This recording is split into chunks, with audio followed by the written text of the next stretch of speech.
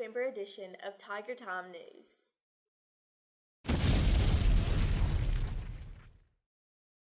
So far, for this school year, Bobby Doyle, Deputy Director, has served as Interim Director in place of Warner Ross.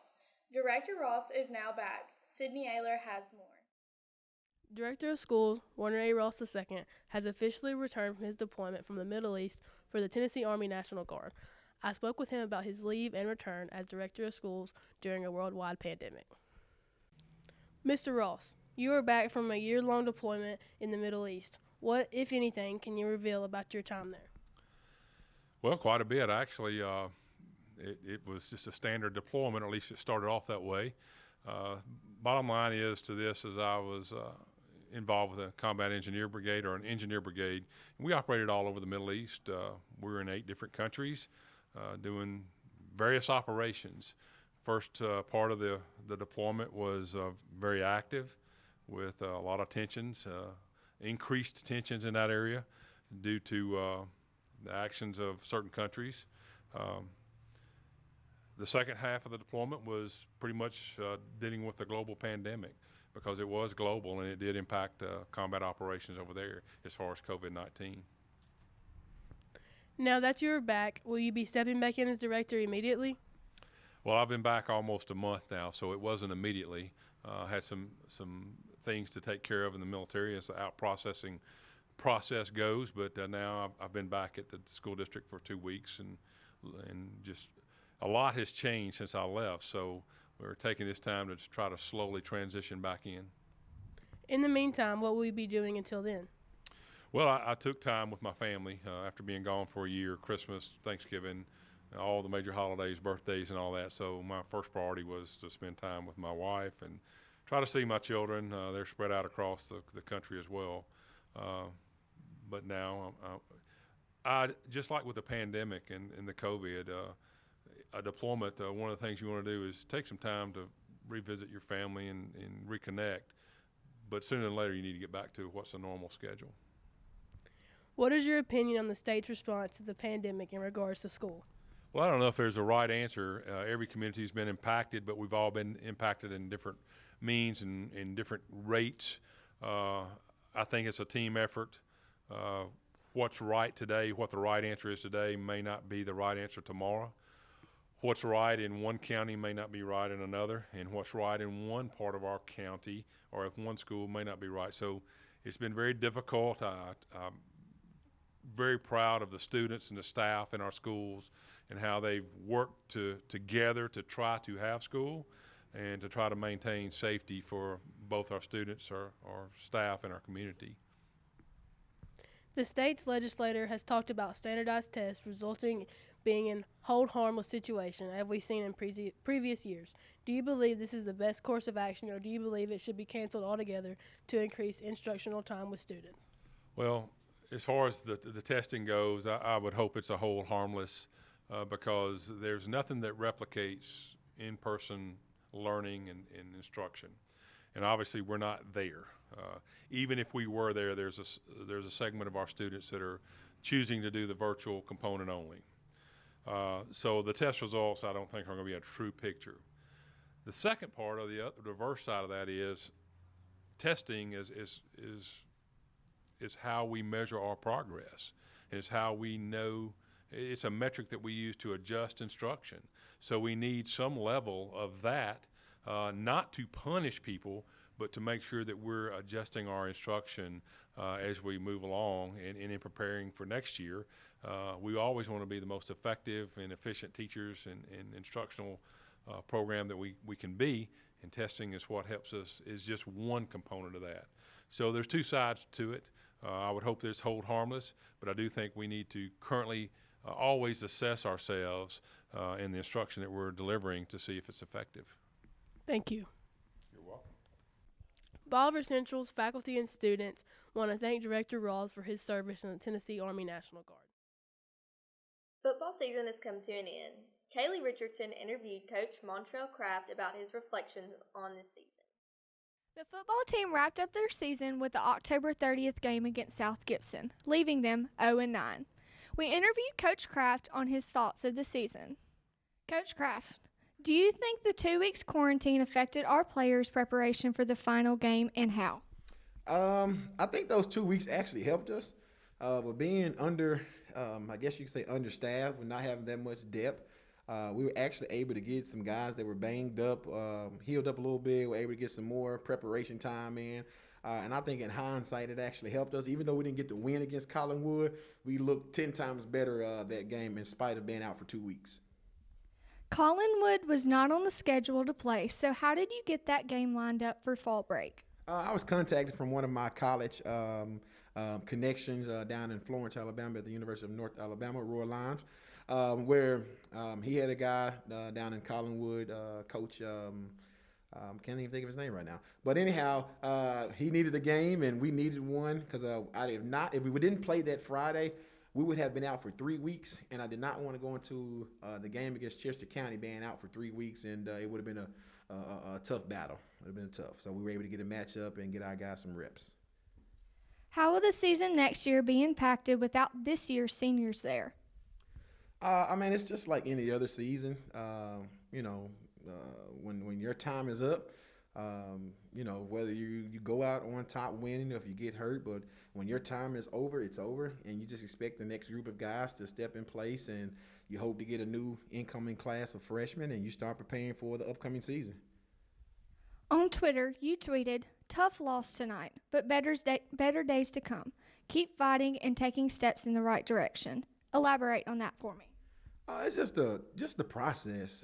Everybody wants to be good right now, and that's just things don't work that way. There's trial and errors. There's finding how to be successful. It's the same way in business. And at the end of it all, you keep fighting. Like I don't like quitting. I don't like when you just give up and just people give up too soon when the end of the road is right there. And if you just keep pushing, you'll eventually get to your mark. And so for us, just being here in the time, I just want to see guys fight and just continue to strive for what you want and don't take no for an answer. If you could change something about your season, what would it be? Ooh, get a win. I'm sorry. In what ways do you think the team could improve for next year? We just got to continue to come together. Just like anything, it's more difficult to go through a fight by yourself than to have people that you can rely and depend on. Just like going to war, everybody has a part to play, and when everybody does their job, typically you get the result that you want. So it's just continue to get guys to come together, get guys to understand what they're doing, and to continue to have the confidence to go out and do it. Thank you. Though the team fell short this year, faculty, staff, and students have high hopes for next year's season. Basketball season begins tonight. Lily spoke with Coach Rudisil about his outlook for the season. How has basketball practice been different this year with COVID? The main difference is the mask. We're practicing in mask.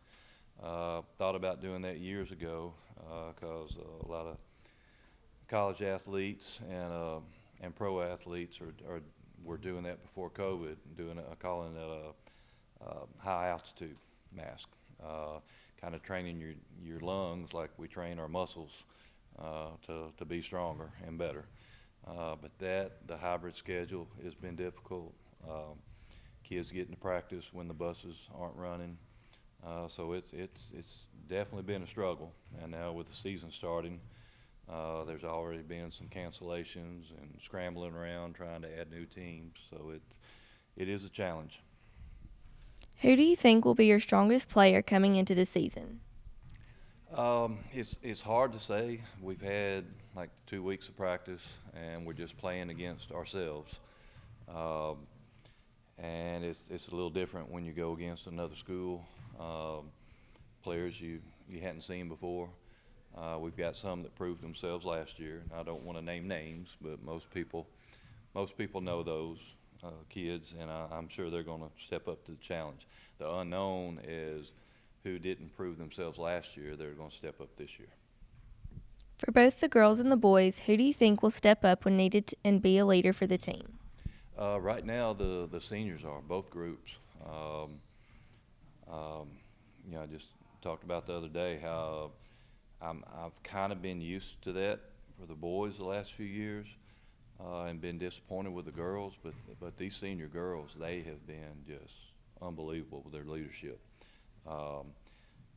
Helping me coach, helping the young kids in the right way, and it might be one of the best young groups we've had too, taking that advice in the right way and no drama.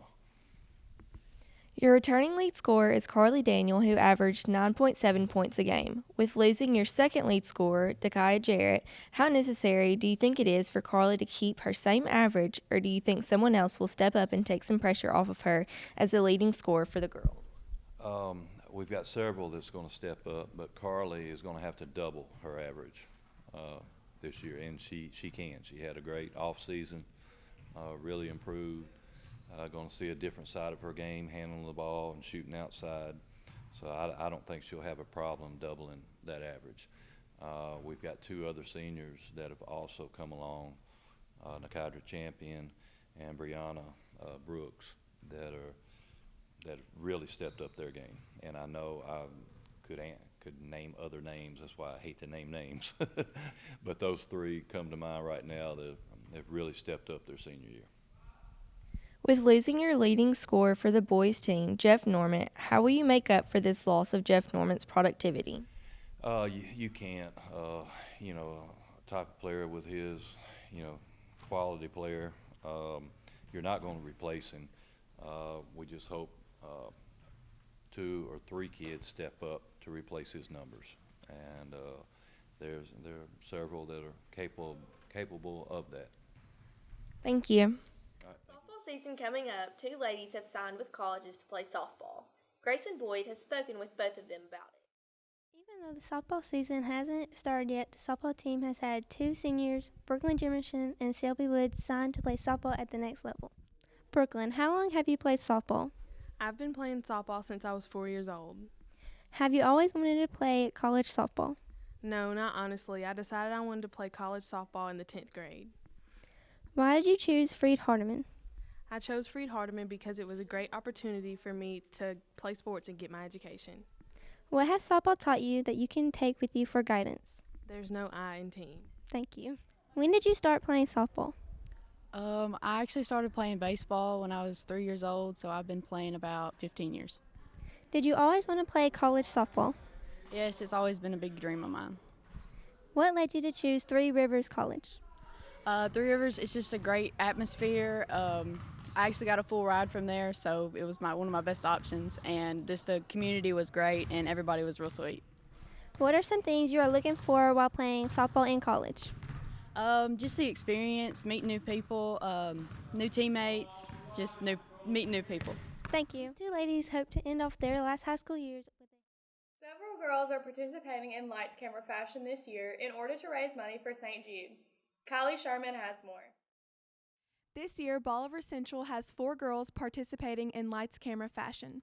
A part of LCF is raising money for St. Jude. Lily Reed sold Buff City soap and is having a cornhole tournament. Adrian Hale is selling air fresheners and t-shirts. Mary Margaret Ross is selling t-shirts and having a breakfast with Santa. While other fundraisers are still ongoing, Macy Knuckles has completed hers. I spoke to Macy about her fundraiser. How do you get involved in LCF? I sent in an application and I got chosen from about 100 other models. What made you apply for lights camera fashion? My mom encouraged me to apply because she thought it would help me gain more confidence in myself. How did you raise money and how much did you raise? I hosted a golf tournament back in October and I raised $5,400. Who helped you organize your fundraiser? My mom and Dylan Hill. Thank you. If you would like to see these girls modeling at LCF, the show is scheduled for February 20th, 2021. Something new for the Tigers this year are school-issued Chromebooks. Ella Richardson spoke to librarian Rachel Taylor about this new program. This year, Bolivar Central is now a 1-to-1 school, meaning all students have a device in hand. The Chromebooks began being distributed to students this year. I spoke to Ms. Taylor for more information. Ms. Taylor, how has the funding been for the Chromebooks this year? The funding for the Chromebooks, as far as I know, came from pandemic resources, pandemic monies. We were all bunch of schools were given money through the government, after the pandemic and after we were out of school last March, and we have used a lot of those fundings for purchasing these Chromebooks. Has issuing Chromebooks been a result of the pandemic, or had that been planned prior to? The issuing of Chromebooks, it was something that I think our IT department has always wanted to do. Many schools are one-to-one, which means every student in the building has a technological device. So I think it's something they've always wanted to do in order to make classroom functions easier, but haven't been able to with just various money and funding issues. Now that we've gotten this money, we're able to do this, and that makes, hopefully our in-school time easier. As students get Chromebooks, they can use them in the classrooms for Google Classroom, for tests, for assignments, and then also outside of school. If we have another issue like last March and students are sent home and they don't have, anything to work on, a Chromebook would be a lot better than just a packet saying, here, fill out this packet. Chromebook can tie them to Google Classroom. It can get them in communication with their teachers. So hopefully we'll never have anything quite like last March. What was the reasoning in the order of distribution between the classes? They started with dual students, and I believe that was because they thought that the dual enrollment students would need them more for their assignments, their extra assignments. So they started with a mixture of juniors and seniors. And then they just kind of worked their way down from the seniors to the juniors. Now we've got 10th grade Chromebooks. And as far as I know, they're currently working on the freshman Chromebooks. So I think it was just, working their way down from the students that they thought might have the most work. A lot of the bridge math students are now able to work. There are a lot of seniors and juniors. They're able to work on their work at home. So that was part of their decision as well. So it was just the amount of workload that they saw. Thank you. The Chromebooks will be beneficial to students while they're at home doing their work due to COVID-19. Coach Smith is currently the head of PBIS. With many things happening this year, he has taken several different steps to improve PBIS during this time. Chloe Daniels spoke to Coach Smith for more. At Bolivar Central High School, we are very passionate about PBIS. PBIS stands for Positive Behavior Interventions and Support. Students are rewarded with tickets by teachers who see their good behavior. With these tickets, students are able to make purchases that include several different things. This year, PBIS is looking a little different since we are on a hybrid schedule. Without being able to take different trips throughout the year to congratulate good behavior, there are several different things that are taking place. I spoke to the head of PBIS, Coach Smith, for further details. How has PBIS changed this year? Well, we've gone mostly virtual because of COVID and the mask and all of that. So we created a school store, which all the students can go to here, both on your phones, and if you want to see your teacher, you can do it that way as well. We've actually put a lot of the things that we had done from an in-person perspective. So all of the candy carts and the items that you would have seen last year that we did in person, we've now put them online. So you can go online, find all of those. We've actually also added some vendors in as well. So like Burger King, Sonic, a couple of the other vendors that are out there have given us some vouchers. So you guys can find them all there. What are some things that PBIS is doing for the virtual students? For the virtual students, we actually haven't added anything for them just yet because a lot of the things that we put in, the way that the program is built is based on school culture, and it's really hard to create school culture from a virtual perspective because we have very little contact with them.